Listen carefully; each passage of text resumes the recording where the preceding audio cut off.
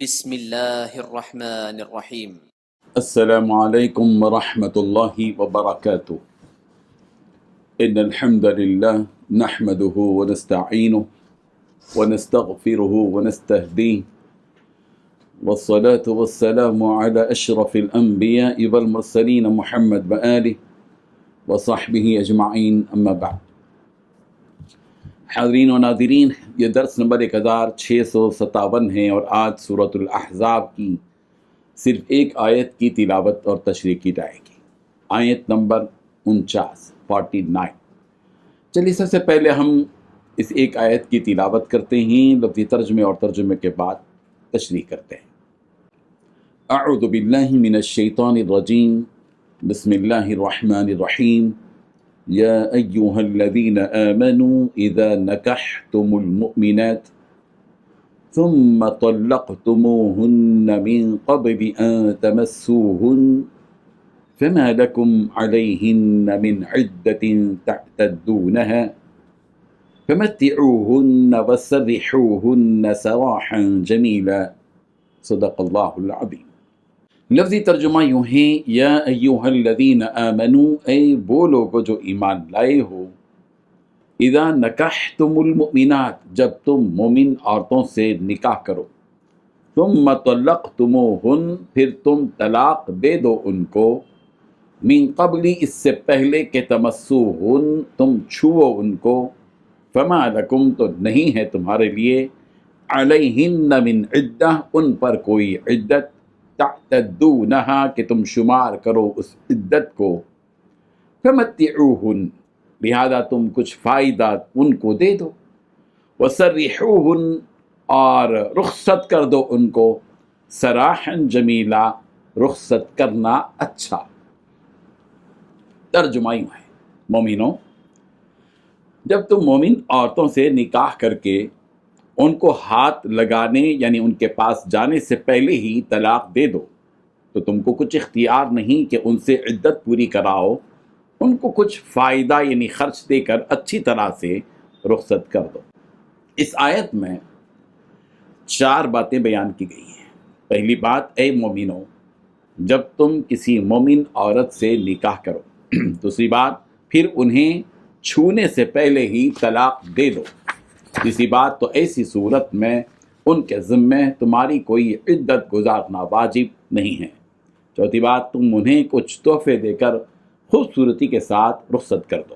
بزرگان محترم، پچھلی آیتوں میں حضرت زید بن حارثہ اور حضرت زینب بنت جحش رضی اللہ عنہما کے نکاح اور طلاق کی تفصیل بیان کی گئی۔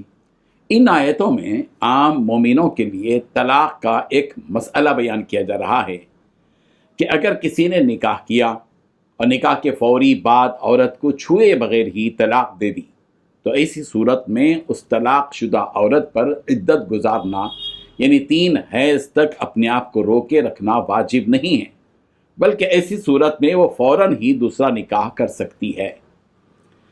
جو اس عورت کو طلاق دے دی جائے تو اسے ایسے ہی چھوڑنا نہیں چاہیے، بلکہ کچھ تحفے وغیرہ دے کر اسے چھوڑنا چاہیے، تاکہ دونوں خاندانوں کے دلوں میں ایک دوسرے کی نفرت پیدا نہ ہو۔ حضرت ابن عباس رضی اللہ عنہما نے فرمایا کہ جب آدمی کسی عورت سے نکاح کرے اور اسے چھونے سے پہلے ایک طلاق دے دے جس سے وہ اس مرد سے جدا ہو جائے، تو اس عورت پر عدت کا گزارنا واجب نہیں ہے۔ اب وہ عورت جس مرد سے بھی چاہے شادی کر سکتی ہے۔ پھر حضرت ابن عباس رضی اللہ عنہما نے فمتعوہن وسرحوہن سراحا جمیلا سے متعلق ارشاد فرمایا کہ اگر اس آدمی نے اس عورت کا مہر مقرر کیا ہو تو اس آدمی کے ذمہ اس مقررہ مہر کا آدھا مہر دینا لازم ہے، اور اگر اس نے کوئی مہر مقرر نہ کیا ہو تو ایسی صورت میں اس آدمی پر اپنی حیثیت کے مطابق اس عورت کو کچھ دے دینا واجب ہے۔ یہی سراحن جمیلہ کا مطلب ہے کہ اچھے انداز میں چھوڑ دینا۔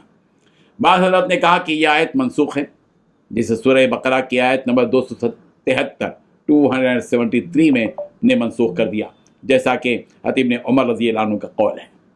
لیکن مناسب قول حضرت ابن عباس رضی اللہ عنہ کا معلوم ہوتا ہے کہ یہاں صراحاً جمیلہ سے مراد یہ ہے کہ اگر اس نے کوئی مہر متعین نہ کیا ہو تو ایسی صورت میں اسے اپنی حیثیت کے مطابق کچھ اس عورت کو ہبہ کرنا واجب ہے، اور اگر مہر متعین تھا تو ایسی صورت میں اس مہر کا آدھا اس عورت کو دینا واجب ہے۔ امام قرطبی علیہ الرحمہ فرماتے ہیں کہ اس آیت سے مختلف قسم کے مسائل آتے ہیں. علماء کرام نے اس سلسلے میں 7 مسائل بیان کیے ہیں. پہلا مسئلہ یہ ہے، اگر عورت کو چھوئے بغیر ہی طلاق دے دی جائے تو ایسی صورت میں اس عورت پر کوئی عدت نہیں ہے، جیسا کہ قرآن مجید کی آیت بتلا رہی ہے، اور اسی پر امت کا اجماع ہے. لیکن اگر اس عورت سے جماع کر لیا جائے تو ایسی صورت میں اس عورت پر عدت کا گزارنا لازم ہے. دوسرا مسئلہ یہ ہے کہ کبھی کبھی عقد کو بھی نکاح کہہ دیا جاتا ہے، اس وجہ سے کہ عقد وطی سے ملا ہوا ہے، یعنی عقد کے نتیجے میں جماع کیا جاتا ہے، اسی وجہ سے عقد کو بھی نکاح کہتے ہیں. اس آیت میں بھی نکاح سے مراد عقد ہے، نہ کہ جماع. تیسرا مسئلہ یہ کہ نکاح کے بعد ہی طلاق واقع ہوتی ہے. نکاح سے پہلے اگر کوئی طلاق دے دے تو وہ طلاق واقع نہیں ہوتی، جیسا کہ اللہ کے رسول صلی اللہ علیہ وسلم کا بھی قول ہے، لا طلاق قبل النکاح، نکاح سے پہلے طلاق نہیں. چوتھا مسئلہ یہ ہے کہ اگر کوئی آدمی اپنی بیوی کو طلاق رجعی دے، پھر اس طلاق رجعی کی عدت پوری ہونے سے پہلے اس عورت سے رجوع کر لے، اور اس رجوع کرنے کے بعد اس عورت کو چھونے سے پہلے دوبارہ طلاق دے دے، تو ایسی صورت میں بھی اس عورت پر اس طلاق کی عدت کا گزارنا لازم نہیں ہے. لیکن اکثر ائمہ اس بات کے قائل نہیں ہیں، بلکہ وہ یہ کہتے ہیں کہ اس بار بھی اس عورت پر عدت لازم ہے.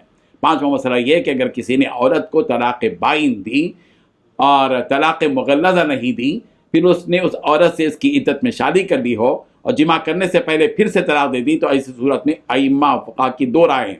بعض کہتے ہیں، جس میں امام مالک اور امام شافعی رحمۃ اللہ علیہ، کہ ایسی صورت میں اس عورت کو پہلے طلاق کی جو باقی عدت ہے وہ گزارنی ہوگی اور اسے آدھا مہر ملے گا. اور بعد نے کہا، جس میں امام ابو حنیفہ، ابو یوسف رحمۃ اللہ علیہ وغیرہ ہیں، کہ ایسی صورت میں اس عورت کو پھر سے پوری عدت گزارنی پڑے گی اور اسے پورا مہر ملے گا. جو متاع ہے وہ آدمی اپنی، چھٹواں مسئلہ ہے، جو متاع ہے وہ آدمی اپنی حیثیت سے دے، اور یہ کہ یہ طلاق پاکی کی حالت میں بغیر جماع و لمس کے دی ہو. اور 7واں مسئلہ ہے کہ یہ آیت منسوخ ہے، جو سورہ بقرہ کی آیت نمبر 273 سے ہے. یہ فقہی مسائل ہیں. عوام میں سے بہت سے لوگ، ظاہر بات ہے کہ ان طلاق سے متعلق فقہی باریکیوں کو آسانی سے سمجھ نہیں پاتے، چونکہ آیت تھی اور اس آیت کی تشریح کرنا ہم پر لازمی تھی. ہم نے اس کو تشریح کی ہے، کچھ مسائل بیان کیے ہیں، لیکن یہ مسائل ہو سکتا ہے کہ باریک مسائل ہیں، طلاق سے متعلق ہیں. اس لیے جہاں کہیں بھی اس آیت کی روشنی میں کسی بھی بات کے سمجھنے کی ضرورت آپ کو محسوس ہو، مقامی علماء کرام سے، مفتیان کرام سے، اور اگر اس قسم کے مسائل پیدا ہو جاتے ہیں، کوئی صورتحال پیدا ہوتی ہے، تو مفتیان کرام سے، دارالقضاء سے یا دارالفتاء سے رجوع ہوں، اس سلسلے میں ان مسائل کو حل کر لیا جائے. اللہ تبارک و تعالی ہم سب کو عمل کی توفیق عطا فرمائے. آمین. وآخر دعوانا ان الحمد للہ رب العالمین.